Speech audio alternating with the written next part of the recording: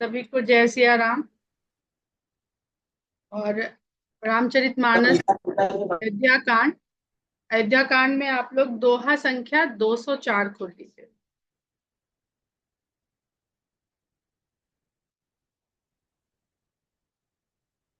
दोहा संख्या 204 से ऊपर की दो चौपाई पढ़ते हुए हम लोग इस दोहे पर आएंगे।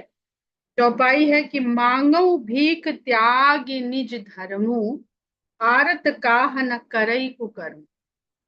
भरत जी प्रयागराज में त्रिवेणी के सामने खड़े होकर के ये कह रहे हैं कि मांगो भीख त्याग निज धर्म। मैं अपने जैसे आनंद जी। धर्म को त्याग करके भिक्षा मांग रहा हूं। तो धर्म को त्याग करके भिक्षा मांग रहा हूं, ये भरत जी क्यों कह रहे हैं? क्षत्रिय का धर्म। अब हम लोग यहाँ पर वर्णाश्रम के अनुसार धर्म की बात करते हैं।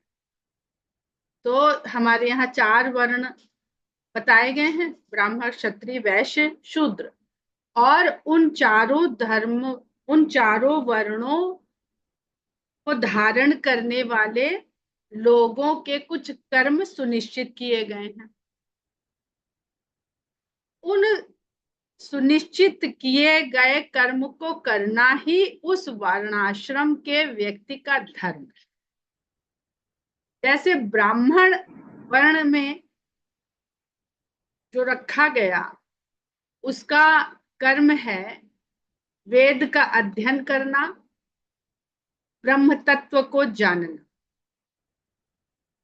यज्ञ आदि करना, और यह सब सीख कर जान कर करके अगली पीढ़ी में जो ज्ञान इस ज्ञान को प्राप्त करना चाहें उनको ये ज्ञान देना, ये ब्राह्मण वर्ण का कर्म है। और इस कर्म का आचरण करना उनका धर्म है। तो हम लोग वर्ण, कर्म और धर्म के संबंध को इस प्रकार समझ सकते हैं। भरत जी क्षत्रिय वर्ण से हैं। क्षत्रिय का कर्म है सबकी रक्षा करना, छात्र धर्म यानी क्षेत्र का रक्षण करना। जिस क्षेत्र का वह रक्षक बनाया गया है, उस क्षेत्र का रक्षण करना ही छात्र धर्म है। उस क्षेत्र का रक्षा करने वाले को क्षत्रिय कहते, क्षेत्र का रक्षण करने वाला क्षत्रिय कहलाता है। तो क्षत्रिय का कर्म है रक्षा करना, और इस कर्म को करना ही उसका धर्म है। तो यहाँ पर भिक्षा किसका कर्म और धर्म है? जब ब्राह्मण ज्ञान के मार्ग पर लगा है, ब्रह्म ज्ञान के मार्ग पर, आरंभिक ज्ञान के बाद जो ज्ञान की पराकाष्ठा है वो है ब्रह्म तत्व का, तत्व ज्ञान के द्वारा ब्रह्म को जानना।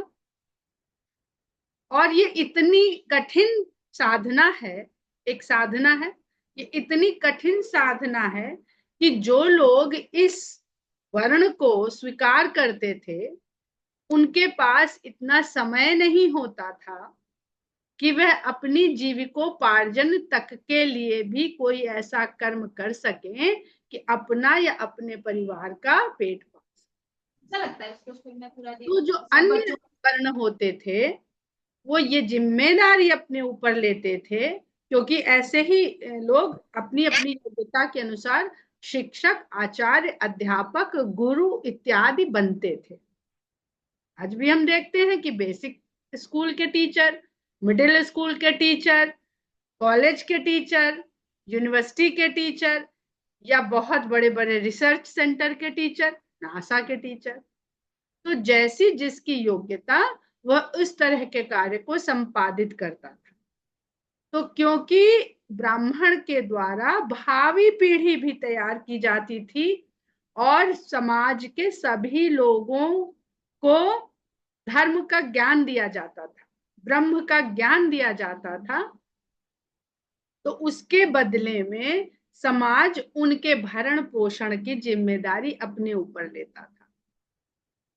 और वो भिक्षा के रूप में ब्राह्मण को प्राप्त होता था।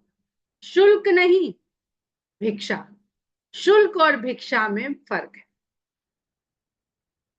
और क्षत्रिय जिस कर्म को करता था उसके बदले में समाज के द्वारा वह उसको कर प्रदान किया जाता था, तो वो कर प्राप्त करता था। वो कर, वो भिक्षा नहीं था, वो भिक्षा नहीं था, दान नहीं था, वो कर था। ब्राह्मण को जो दिया जाता था वो भिक्षा दान स्वरूप थी। और जो अन्य याचकों को दी जाती थी, जो सुविधाओं से रहित होते थे, दरिद्र होते थे, उनको भिक्षा भिक्षा की तरह दी जाती थी। तो हम लोग देखेंगे जब बार बार रामायण में दान इत्यादि की बात आती तो पहले गुरु ब्राह्मण को और फिर याचकों को इस तरह से लिखा जाता है हर जगह। तो जो देने वाला देने की वस्तु है या मुद्रा है, धन है, अन्न है, वह किसको दिया जा रहा है इसके अनुसार उसका स्वरूप तय होता था। ब्राह्मण को दिया तो दान है, क्षत्रिय को दिया तो कर है, और वैश्य को दिया तो मूल्य है। सब जगह आदान प्रदान हो रहा है। वैश्य को दिया तो मूल्य है, और शूद्र को दिया तो उसकी, जिसको हम कहते हैं मजदूरी है, श्रम शुल्क, वो श्रम शुल्क है। तो भरत जी जो यहाँ पर कह रहे हैं, तो भिक्षा मांगना क्षत्रिय के तो कहीं धर्म में है ही नहीं। वो दान दे सकता है, वो भिक्षा दे सकता है, वो रक्षा दे सकता है, पर भिक्षा मांगे ये उसका धर्म नहीं है। तो भरत जी कहते हैं मांगो भीख त्यागी निज धर्म। मैं भीख मांग रहा हूं आपसे, और ये भीख ऐसी है जिसे मांगने के लिए मैं अपने धर्म का भी त्याग कर रहा हूं। तो भीख जो मांगता है वो याचक की तरह से खड़े हैं ना, वो चारों वर्णों से नीचे आ गए हैं अपनी इच्छा से। ब्राह्मण क्षत्रिय वैश्य शूद्र से भी नीचे आ गए, भीख मांग रहे हैं, याचक हो गए।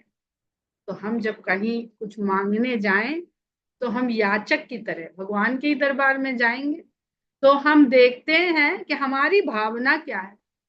याचक की भावना है और याचक की भावना है, तो क्या जो हम मांग रहे हैं वो हमको आवश्यकता है उसकी और पात्रता है उसकी। अभी हम लोग भरत जी पर ही रहते हैं। आरत काह न करे कुकर्म, तो धर्म का त्याग करना कोई बढ़िया कर्म तो है नहीं, हम ये कुकर्म कर रहे हैं। लेकिन ये कुकर्म क्यों कर रहे हैं कि दुखी व्यक्ति जो न कुकर्म कर डाले, दुखी व्यक्ति का अपने विवेक पर कोई नियंत्रण नहीं रह जाता है। विवेक ही बताएगा ना कि आप इस वर्ण के हैं, आपका कर्म ये है, आप इसका धर्मोचित व्यवहार कीजिए। दशरथ जी ने वही किया, उन्होंने वचन दिया था और उनका विवेक जागृत रहा, तो उन्होंने अपने धर्म का पालन किया, क्योंकि उनके वंश में किसी ने आज तक वचन से अपने मुकरा नहीं था कोई भी। तो उनका विवेक तो जागृत था, उनका मोह था, मोह भी साथ में था, लेकिन उनके विवेक ने उनको अपने कर्म से नीचे नहीं गिरने दिया। उसके लिए भले उन्होंने प्राण त्यागने पड़े उनको। अब ये भरत जी ने देखा कि धर्म का आचरण करने से कौन छूटा। राजा दशरथ ने अपने धर्म का पालन किया, प्राण जाहि पर वचन न जाए, तो राम छूट गए। तो ऐसा धर्म किस काम जिसमें राम छूट जाए। तभी वो कह रहे हैं कि मुझे तो बस एक ही बात का इस समय दुख है, और मुझे उस दुख के अलावा और कुछ नहीं दिखाई दे रहा, कुछ नहीं सुझाई दे रहा। तो मैं कोई भी वो कर्म करने को तैयार हूं, चाहे वो मेरे लिए नीचे स्तर का कर्म निर्धारित कर दिया जाए, लेकिन मैं वो करूंगा, क्योंकि मुझे चाहिए कौन, जन्म जन फिर हाँ कहते हैं, अस जिये जान सुजान सुदानी। तो त्रिवेणी से कहते हैं कि इस बात को अपने हृदय में आप जान लीजिए, सुजान, आप सब कुछ जानने वाली हैं और सब कुछ जानने वाली भी हैं और सुंदर दान देने वाली हैं। तो ये कह के मेरी मांग को ठुकरा मत दीजिएगा कि ये आप तो धर्मगत मांग नहीं कर रहे हैं। सफल करहि जग जाचक बानी, अपने आप को याचक कह दिया। सफल करहि जग जाचक बानी, आप सभी को दान देने वाली हैं और जो भी इस संसार में मांगने वाला आता है उसकी वाणी से जो निकलता है आप वो सब सफल कर, यानी सब उसे प्रदान कर। तो इसलिए मेरी जो बात है, जो मैं मांगने जा रहा हूं, मैं तो दुख में हूं, धर्म भी त्याग रहा हूं, लेकिन आप उनकी श्रेष्ठता बताते हैं, त्रिवेणी की। और उसके बाद वो अपनी मांग रखते हैं कि अर्थ न धर्म न काम रुचि गति न चाहूं निर्वाण। अब प्रयागराज संगम है, वहां पे बहुत तरह के लोग हैं, पर ज्यादातर वहां पर जो लोग हैं वो साधु संन्यासी, वो अपने भक्ति और मोक्ष के लिए, गति के लिए आए हैं।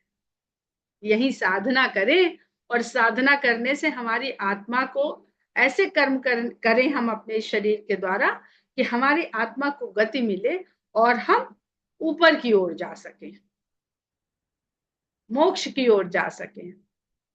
तो कहते हैं ना, तो मेरी रुचि अर्थ में है। अर्थ में रुचि होती तो काहे आते अयोध्या, राजा बनते, अर्थ ही अर्थ वहां था। पर मेरे लिए वो अर्थ अनर्थ था। तो मेरी ऐसे अर्थ में भी रुचि नहीं है जिसमें राम छूट रहे हो, और न तो मेरी धर्म में रुचि है, क्योंकि धर्म के चलते भी देखा है पिताजी ने धर्म का पालन किया और राम छूट गए। और न काम रुचि, कामना में भी, मैं काम में, कामना नहीं, आज सीधे सीधे काम। दशरथ जी ने काम के वशीभूत होकर के अपने धर्म का पालन करना, ये चार पुरुषार्थ है, चारों पुरुषार्थ एक दूसरे से बंधे हुए, जुड़े हुए। तो दो लोगों को ऐसी कामना हुई, काम ने ऐसी इच्छा बलवती कर दी। दशरथ जी को कैकेयी के प्रति काम आसक्ति थी और कैकेयी को पुत्र के राजा बनने की कामना थी। तो एक तरह से कैकेयी मात्र धर्म का भी निर्वहन कर रही थी, पुत्र के लिए अपनी कामना वो पूरी करना चाह रही थी, और उनके जीवन में यही, उनके जीवन का अर्थ यही अर्थ था कि भरत राजा हो जाए। तो मुझे इसलिए इसमें क्या नजर आया, जब मैंने इन तीन पुरुषार्थों को देखा कि यहाँ राम छूटते हैं, और गति न चाहूं निर्वाण, और ना मुझे गति चाहिए, उस गति के द्वारा जो निर्वाण प्राप्त होता है वो मुझे नहीं चाहिए। दशरथ जी को ऐसी गति मिली कि वो स्वर्ग तक पहुंच गए, निर्वाण तक तो नहीं पहुंचे पर स्वर्ग तक पहुंच गए। उसके आगे भी जो बढ़ा उसको निर्वाण की प्राप्ति होती है। और हम यहाँ पर निर्वाण प्राप्त कर लें और आप से न मिल पाए, राम से न मिल पाए, राम से जुदा ही रह जाएं, तो फिर उस निर्वाण का हम क्या करेंगे। जन्म जन्म रति राम पद, यह वरदान नार। मैं तो केवल इतना मांगने आया हूँ कि जितने भी जन्म, क्योंकि मैंने तो धर्म का और वो सब त्याग दिया अपना, तो इसका क्या परिणाम होगा, मुझे तो जन्म लेना पड़ेगा। तो जन्म मैं लेता रहूं और हर जन्म में राम के चरणों में ही मेरी रति बनी रहे, मेरी प्रीति बनी रहे, कि अन्य कोई वरदान मैं नहीं चाहता। जानहु राम कुटिल करि मोही, लोग कहु गुरु साहिब द्रोही, सीता राम चरण रति मोरे, अनुदिन बढ़ऊ अनुग्रह तोरे। चाहे राम अभी मिले नहीं है भरत जी राम से, तो कह रहे चाहे राम भी हमें कुटिल मान ले, और चाहे ये दुनिया समाज लोग मुझे अपने स्वामी का द्रोही मान ले, गुरु साहिब, क्योंकि मैंने गुरु का कहना भी नहीं माना। गुरु तो कह रहे थे भाई राजा बन जाओ, इसमें कोई अनुचित कार्य नहीं है। तो चाहे मुझे गुरु का, स्वामी का द्रोही माने, विरोधी माने, लेकिन आपकी कृपा से राम सीता के चरणों में मेरा प्रेम अनुदिन बढ़ा, दिन प्रतिदिन बढ़ता ही रहे। जलद जन्म भरी सुरति बिसारौ, जाचत जलुप विपाहन डारौ, चातक रटनी घटे घट जाई, बढ़े प्रेम सब बात कर। जब चातक पक्षी मेघों से अपने पी सकने वाले जल की बूंद मांगे, और उसकी लगन और रटन को देखते हुए जलद जन्म भरी सुरति बिसार, मेघ चाहे उसकी बात को न माने कि उसको जल चाहिए और मेघ ना दे, और उसके बदले में पत्थर और वज्र की वर्षा करने लगे, वो दूसरे नक्षत्र का जल नहीं पिएगा तो वज्र और पत्थर उसके किस काम के। लेकिन अगर ऐसा होने से चातक के रटने में कोई कमी आ जाए, अरे इसने दिया नहीं, अब नहीं इससे मांगेंगे, इसको नहीं रटते रहेंगे, चातक रटनी घटे घट जाए, बढ़े प्रेम सब भांति बलाई। तो घट जाए तो फिर कैसा प्रेम? प्रेम वो होता है जो मिले ना मिले, प्रेमी का प्रेम मिले ना मिले, प्रेमी मिले ना मिले, वो प्रेम हमारा ना घटे। घट गया तो फिर प्रेम की प्रतिष्ठा चली गई। कनक ही बान चढ़ई जिमिदाहे, तिम प्रियतम पद प्रेम नेम निबाहे।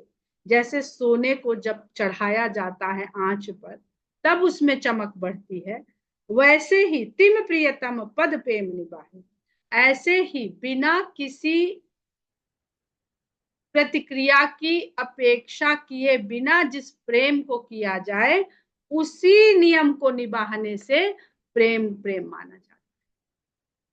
यानी हम भगवान के चरणों में प्रेम करें और मन ही मन में ये चलता रहे कि उनने इतने बड़े भक्त थे, उनको ये प्राप्त हो गया, कुछ नहीं तो प्रतिष्ठा ही प्राप्त हो गई, तो ये प्रेम की रीति नहीं है। भरत बचन सुनि माझ त्रिवेणी, भई मृदुबानी सुमंगल देनी। भरत के वचन सुनको त्रिवेणी के मझधार से, मध्य से इस प्रकार के वचन आए, भाई मृदुबानी सुमंगल देनी, सब सुमंगल करने वाली वाणी वहां से, मधुर वाणी वहां से उच्चारित हुई कि तात भरत तुम सब विधि साधु, राम चरण अनुराग अगाधु। हे तात भरत, तुम तो सब प्रकार से साधु हो, जिसने सत्य को, साधना को सिद्ध कर लिया हो वही साधु है। तो आपने इस प्रेम रूपी साधना को सिद्ध करके अपने आप को साधु में, भरत जी ने क्या कहा, मैं तो धर्म त्याग रहा हूं। अब ये वर्णाश्रम किसके लिए होते हैं? संसार के लिए होते हैं। जो गृहस्थ में रहता है, संसार में रहता है, राज्य में रहता है, नगर में रहता है, तो वहां वो कह रहे हैं मैं तो धर्म त्याग रहा हूं और याचक बन के खड़ा हूं, भिखारी बन के खड़ा हूं, आपके सामने छत्री बन के नहीं खड़ा हूं। तो वो सबसे नीचे लाते हैं, तो त्रिवेणी उनको क्या कहती है कि आप तो सब प्रकार से साधु हैं। साधु भी साधु का कोई जात नहीं होती, वो क्या है ना, जाति न पूछो साधु की, पूछ लीजिए ज्ञान। वो साधु बनता ही, सन्यासी बनता ही तब है जब वो अपने जन्म के सारे रिश्ते उन्हीं में होम कर देता है, अपनी सारी पहचान वो समाप्त कर देता है उस अग्नि में। तो कहती है तात भरत तुम सब विधि साधु, राम चरण अनुराग अगाधु। राम के चरणों में आपका अगाध प्रेम है। बादि गलानी करहु मन माही, तुम सम राम ही को प्रिय ना। आप विकार में ही अपने मन में इतनी ग्लानि भरे हुए हैं, आपके समान तो राम को कोई दूसरा प्रिय है ही नहीं। तन पुल के ही हरस सुनि बेनि बचन अनुकूल, भरत धन्य कही धन्य सुर हर्षित बरसई। त्रिवेणी जी के ये बात सुन करके भरत जी का शरीर पुलकित हो गया कि राम, मुझे राम प्रिय नहीं है, मैं राम को प्रिय हूं, राम मुझे प्रेम कर। कभी इस भाव को अनुभव करके देखिएगा। अपने मन का प्रेम तो सब लोग महसूस कर लेते होंगे कभी ना कभी तो भगवान के प्रति, पर कभी इसको महसूस करने का प्रयत्न करिएगा। जीवन में ऐसे क्षण आते हैं जब आपको लगता है कि ये तो इसलिए हुआ क्योंकि वो आपसे प्रेम करता है। आपको ऐसा रोमांच होगा कि संसार का कोई सुख, कोई वस्तु वो आपको रोमांच, वो आनंद दे नहीं सकता। आपको समझ नहीं आएगा कि आप हंसे कि रोएं, ऐसी अवस्था हो जाती है। और भरत धन्य कही धन्य सुर, देवता लोग भरत को धन्य धन्य मान करके हर्षित होकर के फूलों की वर्षा करने लगे। प्रमुदित तीर्थ राज निवासी, बैखानस बटुग्रही उदासी, कहीं परस्पर मिलित सब पाचा, भरत स्नेहु सील सुचि साचा। प्रयागराज तीर्थराज भरत के इस त्रिवेणी से के साथ जो वार्तालाप हुआ उसको सुन करके वहां पर सब परम आनंद में भर गए। जिसमें कौन कौन लोग थे? वानप्रस्थी, जो गृहस्थ जीवन को त्याग करके वानप्रस्थ की ओर चलने वाले थे। वटु ब्रह्मचारी, जो आश्रमों में गुरुओं के पास आकर के विद्या अध्ययन ज्ञानार्जन के लिए आए थे। गृही, गृहस्थ, गृहस्थ लोग भी जाते हैं, स्नान करते हैं, साधु संतों की संगत का लाभ उठाते हैं थोड़े दिन, फिर अपने घर गृहस्थी में आ जाते हैं। उदासी, उदासीन सन्यासी लोग, जो किसी लाभ हानि के चक्कर में ही अब नहीं रहते, अपने पराये के सब चक्कर से मुक्त हो जाते। वो 10-5 जहां जितने लोग थे सब आपस में यही बात करने लगे, भरत स्नेहु सील सुचि साचा। भरत का जो स्नेह है, जो आचरण है, जो व्यवहार है, जो शील है, ये पवित्र और सच्चा है। सुनत राम गुण ग्राम सुहाए, भरद्वाज मुनि बर पहिनाए। रामचंद्र जी के गुणों को सुनते हुए भरद्वाज मुनि के पास भरत जी पहुंचे। दंड प्रणाम करत मुनि देखे, मूर्तिमंत भाग्य निज लेखे। भरत जी ने मुनि को दंडवत प्रणाम किया, और भरद्वाज मुनि ने जब भरत जी को दंडवत प्रणाम करते हुए देखा तो मूर्तिमंत भाग्य निज लेखे। को ऐसे लगा कि भरद्वाज मुनि का अपना भाग्य उनके सामने मूर्तिमान होके उन्हें प्रणाम कर रहा है। भाग्य की कौन सी अवस्था है देखिए। ठाई उठाई लाई उड़ली ने, हम किस चीज में अपना भाग्य मानते हैं, हम किसके दर्शन, किस वस्तु की प्राप्ति में अपना भाग्य मानते हैं। ढाई उठाई लाई उड़ली ने, दौड़ करके उन्होंने उठा करके हृदय से लगा लिया भरत जी को। दीन आशीष कृतार्थ की, और आशीर्वाद दे करके उन्हें कृतार्थ किया। आसन दीन नाई सिरु बैठे, उनको आसन दिया तो भरत जी शीश नवा करके चुपचाप बैठ गए। चहत सकुच ग्रह जन भज बैठे, और ऐसा संकोच उनके चेहरे पर दिख रहा है, ऐसा लगता है कि कहीं मौका मिले और भाग के किसी घर में घुस के बैठ जाए। चहत सकुच ग्रह जन भज बैठे, सामना नहीं कर पा रहे हैं भरद्वाज मुनि का। क्यों? मुनि पूछब कछु यह बड़ सोचू, बोले ऋषि लखि सील सकोचू। गड़े जा रहे हैं ग्लानि से कि मुनि जब पूछेंगे तो क्या कहेंगे, इसी सोच में पड़े हुए हैं।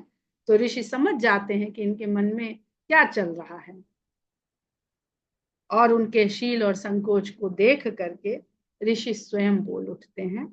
सुनहु भरत हम सब सुधि पाई, विधि कर तब पर किछु न बसाई। हे भरत, हमको सब समाचार ज्ञात है, और विधाता के कर्तव्य पर। अब देखिए, कर्तव्य शब्द मेरे ख्याल से उर्दू का शब्द है, ज्योत्सना बता सकती हैं, शायद उर्दू का शब्द है, पर आपको ये कर्तव्य से बना हुआ शब्द लग रहा है। और विधाता का कर्तव्य क्या है? विधाता का कर्तव्य यही है कि भगवान की इच्छा के अनुसार वो सब स्थिति परिस्थिति यहाँ बनाता चले। तो वो कह जरूर रहे हैं कि विधि कर्तव्य, तो कर्तव्य से तो ऐसा लग रहा है कि विधाता के खेल पर किसी का कोई वश नहीं चलता है। लेकिन वो विधाता का जो कर्तव्य है वो दरअसल विधाता का कर्तव्य है, जो उसे करना ही करना है, जिस पर उसका भी वश नहीं चलता है। राम कीन्ह चाहि सोई होई, करे अन्यथास नहीं कोई। भगवान शंकर ने जब कह दिया कि हो यही वही जो राम रचि राखा, को करी तर्क बढ़ावे साखा, तुम गलान जिये जन करहु समुझ मातु करतूति, तात कई ही दोष नहीं गई गिरा मति। कहते हैं कि तुम हृदय में अपने माता की करनी को सोच के और उनका किया हुआ जान के मान के अपने हृदय में ग्लानि क्यों करते हो? ये तो सब विधाता की करनी है, जिस पर किसी का कोई वश ही नहीं चलता है। तो तात कैकई दोष नहीं। हे पुत्र, इसमें कैकई का तो कोई भी दोष नहीं है। गई गिरा मत धू, उनकी बुद्धि तो सरस्वती बिगाड़ के चली गई। तो विधाता को जब कुछ करना होता है, उनका कर्तव्य है कि वो करें जो भगवान ने तय करके रखा हुआ है। तो विधाता ब्रह्मा जी किसके अधीन हो जाते हैं? सरस्वती के अधीन। जो वाणी से निकलेगा विधाता वही करवा पाएंगे। तो ब्रह्मा और सरस्वती का संबंध विचार और वाणी का संबंध है। विचारों का जो मंथन होता है वो वाणी के स्वरूप में बाहर आता है। वैसा ही कार्य यहाँ पर हमें होता हुआ दिखता है।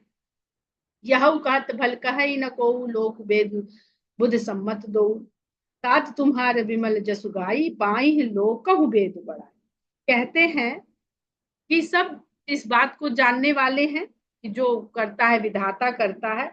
यह कहत भल कहे, इसको कहते भी कोई भला नहीं कहेगा। विधाता ने भी किया तो क्या ये काम बढ़िया हो गया? तो ऐसा तो नहीं, क्योंकि दोष तो सभी देते, जो भी सुन रहा है वही। बहुत लोग ऐसे हैं जो विधाता ही को दोष दे रहे हैं, कोई कैकेयी को, कोई राजा को, कोई विधाता को दोष दे रहे हैं। लोक वेद बुद्ध सम्मत दो, जो विद्वान है वो वेद की बात को और लोक की बात को दोनों को मान्यता देते हैं। तो वेद ऐसा कहता है कि जो होता है विधाता करता है, और लोक में जो कहा जा रहा है ये सब विद्वान लोगों को मान्य है। तात तुम्हारे विमल जसुगाई, पाही लोकहु वेद बढ़ाई। लेकिन हे तात, तुम्हारा जो निर्मल यश होगा इसको जो कोई कहेगा, लोक कहेगा तो लोक बढ़ाई पाएगा, और वेद कहेगा तो वेद बढ़ाई पाई ही लोकहु वेद बढ़ाई। लोक वेद सम्मत सब कहाही, जहि पितु देई राज सो लहाई। क्योंकि वेद में यहाँ पर उन शास्त्रों से मतलब है जो पूरे व्यवस्था को चलाने के लिए नीति का निर्धारण करते हैं। तो कहते हैं कि वेदों में और लोक में भी ये सबका सब जानते हैं इस बात को और मानते हैं, उसको स्वीकार करते हैं कि पिता जिसको राज दे दे, राज तो उसी को मिलेगा। राहु सत्यव्रत तुम्हें ही बोलाई, देत राज सुख धर्म बढ़ाई। राजा सत्यव्रती थे, कैकेयी को उन्होंने वचन दिया था, और कैकेयी से पहले उन्होंने कैकेयी राज के जो उनके पिता थे उनको भी वचन दिया था कि कैकेयी से जन्म लेने वाला पुत्र ही राजा बनेगा। तो सत्यव्रती थे, वो इसका पालन करते, तुम्हें बुलाते और राज देते तुमको, तो सब सुखी भी रहते और धर्म की सराहना भी होती कि राजा ने जो कहा था, जो वचन किया था उसको निभाया। राम गवन बन अनरथ मूला, जो सुनि सकल विश्व भय। जो अनर्थ यहाँ पर होता हुआ दिख रहा है, जो सबके लिए शूल के समान कष्टकारी हो गया है, वो तो केवल राम का वन को जाना है। राम का वन गमन ही सारे अनर्थ का मूल है। जो सुनि सकल विश्व भय, इसको सुन के ही सबको कष्ट हुआ है। तुम राजा बनोगे ये सुन के तो किसी को कोई दुख हुआ ही नहीं।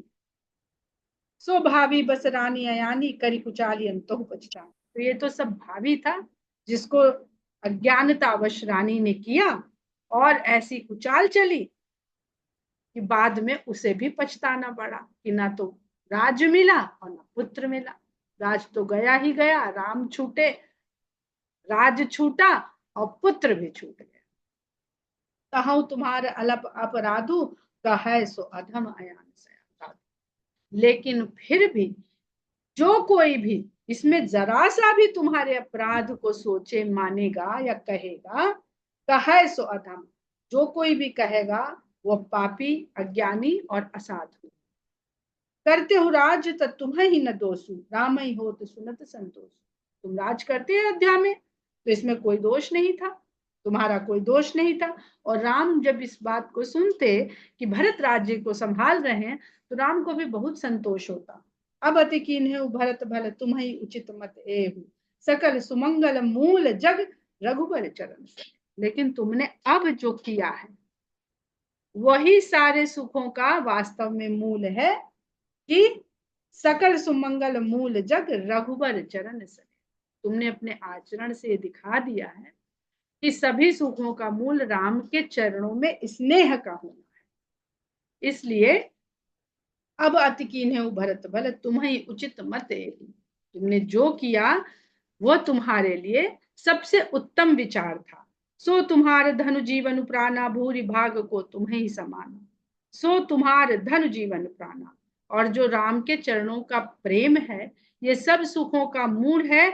वह प्रेम तो तुम्हारे लिए धन भी है, जीवन भी है, प्राण भी है। भला तुम्हारे समान भाग्यशाली और दूसरा कौन है, जो सब चीज को ठुकरा कर केवल राम सीता के चरणों में प्रेम की इच्छा रखता है। यह तुम्हारा आचरण न ताता, दशरथ सुवन राम प्रिय भ्राता। तुम इस प्रकार के हो, इसमें कोई आश्चर्य की बात नहीं है, क्योंकि तुम दशरथ के पुत्र और राम के प्रिय भाई। सुनो भरत रघुबर मन माही, प्रेम पात्र तुम सम को जग, प्रेम पात्र तुम सम को नाही। हे भरत, सुनो भरत रघुबर मन माही। हे भरत, राम के मन में तुम्हारे समान प्रेम पात्र कोई दूसरा है ही नहीं। लखन राम सीता ही अति प्रीति, निस सब तुम्हें ही सराहत भी। लक्ष्मण, राम और सीता तुमसे बहुत प्रीति रखते हैं, क्योंकि जब वो यहाँ हमारे पास रुके थे तो सारी रात तुम्हारी ही सराहना करते हुए बीती थी। और अकेले राम नहीं, राम, लक्ष्मण, सीता सब तुम्हारी सराहना कर रहे थे, तुम्हें कोई दोष नहीं दे रहा। जाना मरमु नहात प्रयागा, मगन हो ही तुम्हारे अनुरागा। और जब प्रातः काल राम प्रयाग में स्नान कर रहे थे, तो वो तुम्हारे ही प्रेम में मगन दिखाई दे रहे थे। तो निश्चय ही राम उस समय क्या मांग रहे होंगे, भरत के ही लिए सब कुछ। वहां भरत ने क्या मांगा कि जन्म जन्म रति राम पद, तो राम ने जो मांगा उससे क्या पता चल रहा था कि वो तुम्हारे प्रेम में मगन है। तुम पर अस स्नेहु रघुबर के, सुख जीवन जग जस जड़ नर के। तुम पर तो राम का ऐसा प्रेम है जैसे कोई मूर्ख व्यक्ति सुख जीवन जग, इस संसार में अपने जीवन में सुख के लिए विषयिक पदार्थों को जिस प्रकार अपने सुख का साधन मानता है और मूर्ख व्यक्ति की श्रेणी में आता है, ऐसा तुम्हारे लिए राम के मन में प्रेम है। मतलब आसक्ति की हद तक राम के मन में तुम्हारे लिए प्रेम। यह न अधिक रघुवीर बड़ाई, प्रणत कुटुंब पाल रघुराई। तुम तो भरत मोर मत एहू, धरे देह जन राम सन। इसमें रामचंद्र जी की कोई बड़ाई नहीं, क्योंकि राम तो अपने प्रणत कुटुंब पाल रघुराई, जो उनकी शरण में आ जाता है वो उसके साथ साथ उसके पूरे परिवार का भी पालन करने का जिम्मेदारी अपने ऊपर, उसकी जिम्मेदारी अपने ऊपर ले लेते हैं। तुम तो भरत मोर मतेहु, धरे देह जनु राम सन। लेकिन हे भरत, मेरा तो यही विचार है कि तुम तो राम के स्नेह के मूर्तिमान स्वरूप हो। अब प्रेम जो है, हम लोग ब्रह्म की बात करते हैं और ब्रह्म यानी परमात्मा, और परमात्मा से प्रेम की बात करते हैं। तो अगर हम लोग निर्गुण ब्रह्म की बात करते हैं, जिसे अद्वैत सिद्धांत बताता है, तो ना तो ब्रह्म का कोई स्वरूप हमको वहां पर दिखता है, न बताया जाता है। और उसी प्रकार से प्रेम का भी कोई स्वरूप तो है ही नहीं। तो जिस प्रकार प्रेम एक भाव है, उसी प्रकार ईश्वर भी एक भाव है। तो उसको हम जैसे जो कम बुद्धि वाले लोग हैं, जिनकी कोई पहुंच ही नहीं है कुछ जानने समझने की, तो ऐसे लोगों को वो जब भौतिक रूप में मूर्ति बना करके, तो मूर्ति क्या है, जिस प्रकार ईश्वर कहीं दिखता नहीं है किसी को, पर हम उसका मूर्तमान स्वरूप कर बना लेते हैं, तो हम उससे जुड़ जाते हैं जो निराकार है। जो भाव के रूप में हमारे भीतर विद्यमान है। तो उसी प्रकार तुम तो प्रेम का मूर्तिमान स्वरूप। तुम कहा भरत कलंक यह हम सब कह उपदेश राम भगति रस सिद्धित भा यह सब। तुम जिसको कलंक कलंक कह रहे हो ना बार बार, वो सब हम लोगों के लिए उपदेश है। अगर ये सब ना होता तो हम लोग कैसे ये जान सीख पाते कि भगवान से प्रेम किस तरह किया जाता है, कितना किया जाता है, कैसे भगवान के लिए हुआ जाता है कि कैसे मिलेंगे कैसे मिलेंगे। सब कुछ त्याग के, त्याग भी रहे हैं, मांग भी रहे हैं। तो हम लोगों के लिए तो हम तो यहाँ बेकार ही समय बिता दिए प्रयाग के किनारे, जब तक योग साधना करते हुए बरसों। हमें उपदेश का श्री गणेश तो आज हुआ है। राम भगत रस सिद्ध हित भा यह समऊ गणेश। भगवान से प्रेम का, राम की भक्ति का जो रस था, उसका तो श्री गणेश तुम्हारे देखने के पश्चात। तो जो हम लोग कल बात कर रहे थे कि जिस प्रकार वृक्ष में बौर लगती है, फूली है वो, फिर वो कच्चा फल होता है, फिर वो पक्का फल होता है, तो वो पक्के फल का रस राम भगत रस से। इस प्रकार भरद्वाज मुनि को, भरत जी को देखकर साधना करके उन्होंने वृक्ष भी लगा लिया, अपनी साधना से उसको बड़ा कर लिया, और बड़ा करके फल की प्राप्ति भी के लिए तैयार कर लिया। लेकिन वो फल किस लाभ का, जिसमें रस न। नव विदु कमल तात जस तोरा, रघुबर किंकर कुमुद चकोरा, उदित सदा अथिय ही कबहू ना, घटे न जग नभ दिन दिन। कहते हैं तात, आपका जो निर्मल यश है वो नए नवोदय चंद्रमा की भांति सदा रहेगा।